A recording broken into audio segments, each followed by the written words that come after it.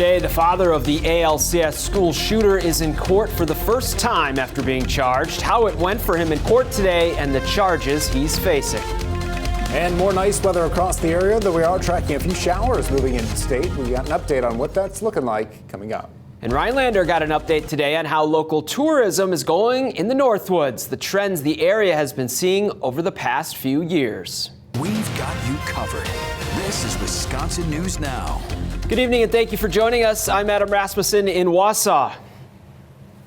And I'm Amber Noggle in Madison. Today, the father of the teenage girl responsible for the shooting at Abundant Life Christian School in December appeared in court for the first time. Jeffrey Rupnow is charged with 2 counts of providing a dangerous weapon to a child and 1 count of contributing to a child's delinquency. Chloe Morrissey has you covered on why Dane County's district attorney calls this case unprecedented. Jeffrey Rupnow's bail is set at $20,000. His defense arguing that he does not pose any threat to the community, and the state arguing that Rupnow's actions led up to the tragedy at Abundant Life Christian School. Rupnow told investigators he purchased 2 guns for his daughter. Both were recovered at ALCS the day of the shooting. In court, Dane County District Attorney Ishmael Ozan emphasized this point, saying Rupnow did this despite knowing his daughter, Natalie Rupnow's fascination with violence and her fragile mental health. This is unprecedented. And we do have 2 deceased. We have multiple gunshot victims.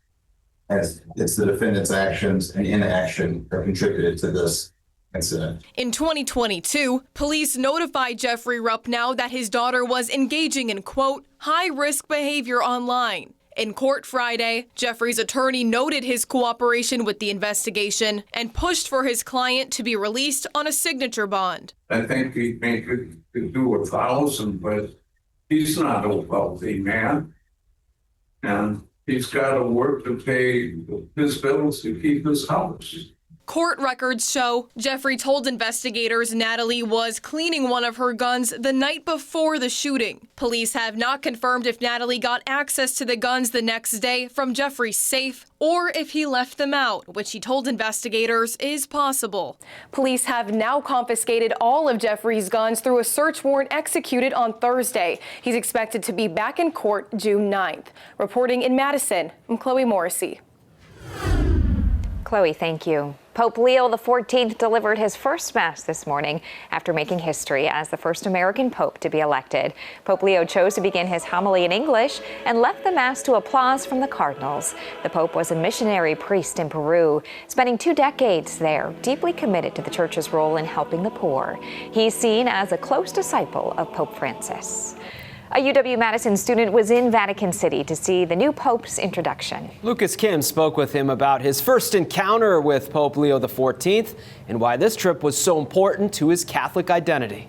Initially, I thought to myself, no, it can't be white, because the lighting is not always necessarily the best.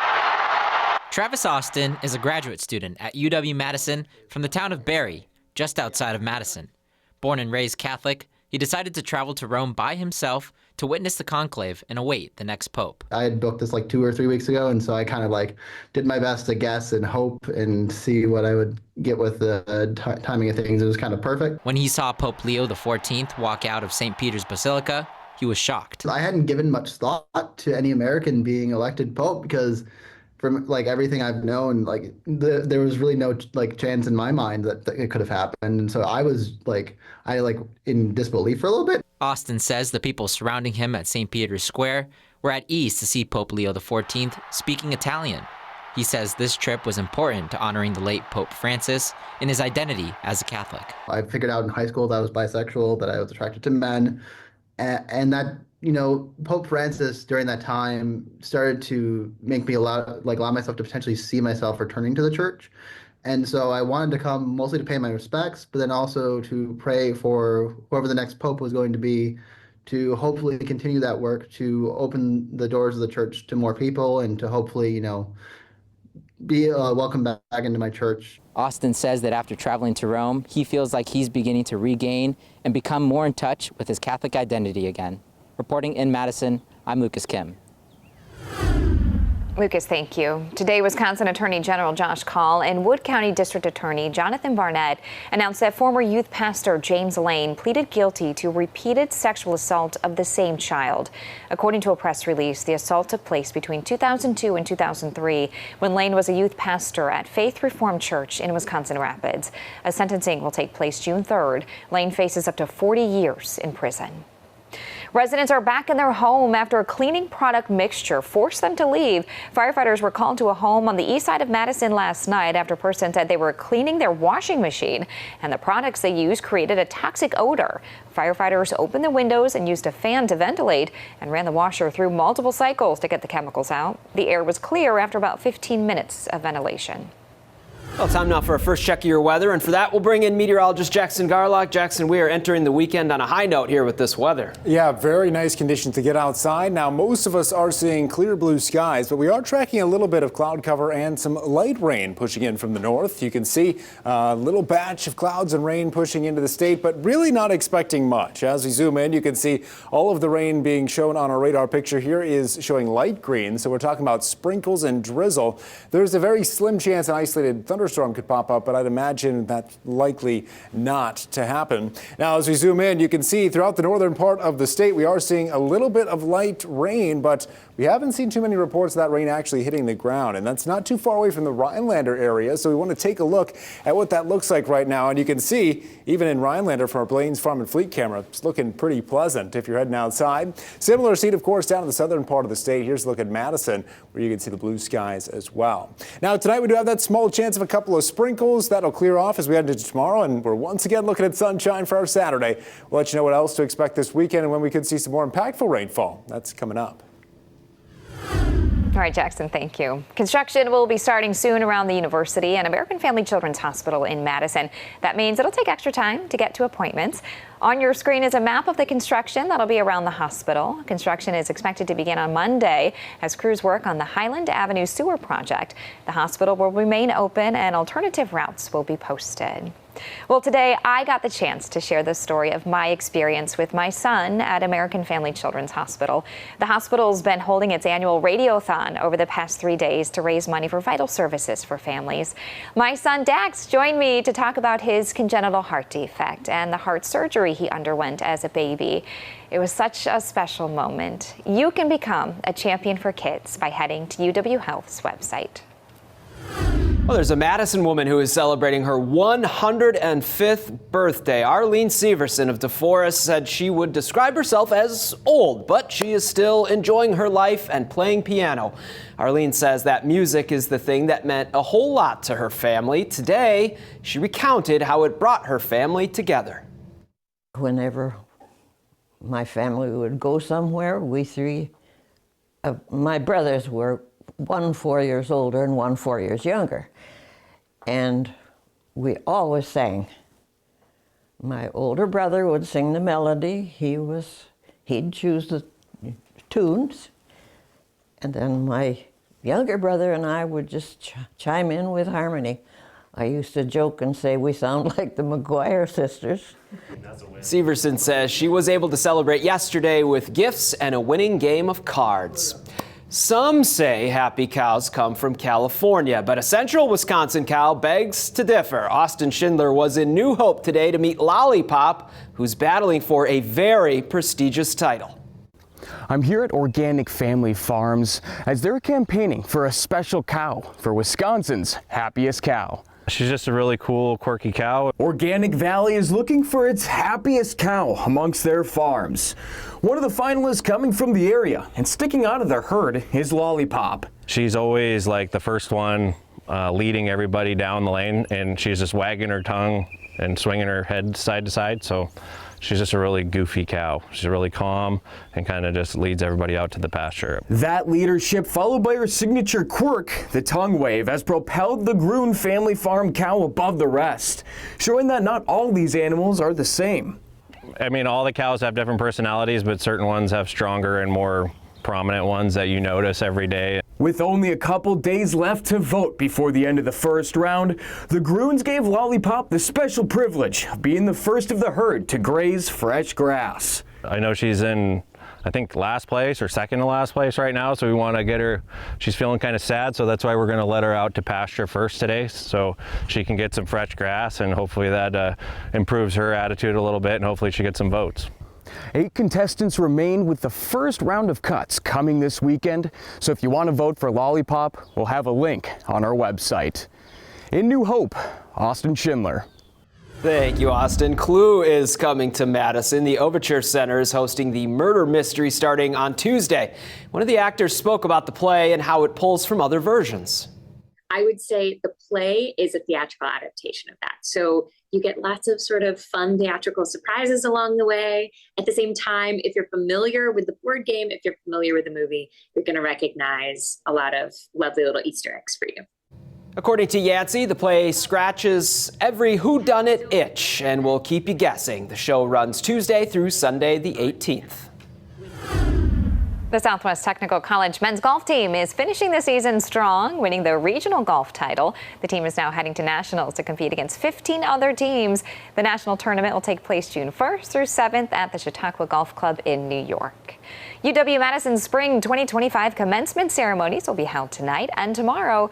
The university is anticipating more than 9,400 students will earn degrees. This includes nearly 7,000 bachelor's degrees, more than 1,500 master's degrees, and more than 900 PhDs. Tonight's ceremony will be held at the Kohl Center, and tomorrow's will be held at Camp Randall Stadium. Coming up, an update on the local tourism trends the Northwoods has been seeing. Plus, the annual Law Enforcement Memorial Ceremony was held today. How fallen law enforcement officers were remembered and recognized for their sacrifices. And we're continuing to track a few light showers or some passing sprinkles. We'll let you know if any of that's headed your way coming up in our Future Track forecast.